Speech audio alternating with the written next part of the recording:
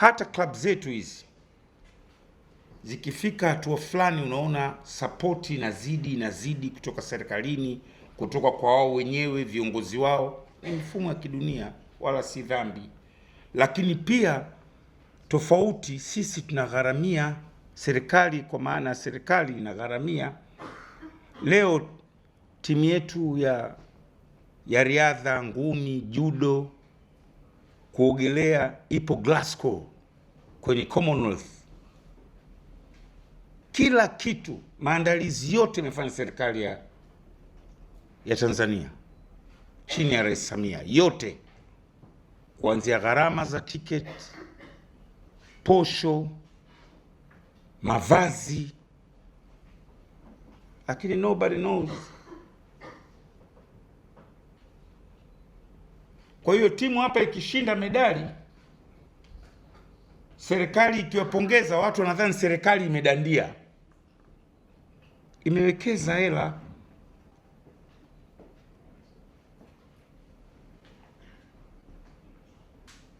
Na tunafanya vizuri. Bondia wetu mmoja ameshafuzu kwa second round. Kuna rekodi ya taifa ya mita 200 imeshavunjwa, imekaa zaidi ya miaka 47. Lakini kwa sababu hatuna utamaduni wa kuandika hayo, tutakuja kulaumu tu siku serikali ikienda kuongeza nguvu. Labda waziri asema ngoja niende nikaongeze nguvu kwenye Commonwealth, au baraza likaongeze nguvu. Serikali imedandia baada ya kuona hapana, nani anagharamikia hizi timu? Yaani ukiona kwamba kuna serikali inatoa pongezi, inasema, ina support, tayari ishawekeza kuanzia gharama sio tu za kwenda kule kushiriki, lakini mpaka za mazoezi. Tulikuwa na Davis Cup hapa Brazzaville, Congo ya tennis. Kila kitu imefanya serikali,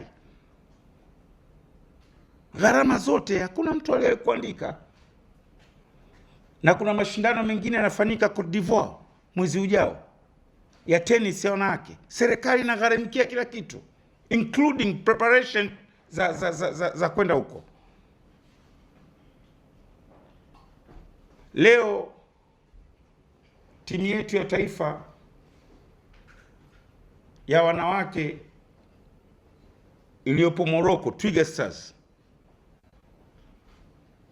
ikiingia mfano robo finali, na Mungu inshallah atasaidia itaingia nusu au ikenda kubeba kikombe, serikali ikionekana pale, au ilikuwa wapi siku zote? Kwa nani aloipeleka ile timu kule? Nani anagharamikia kule?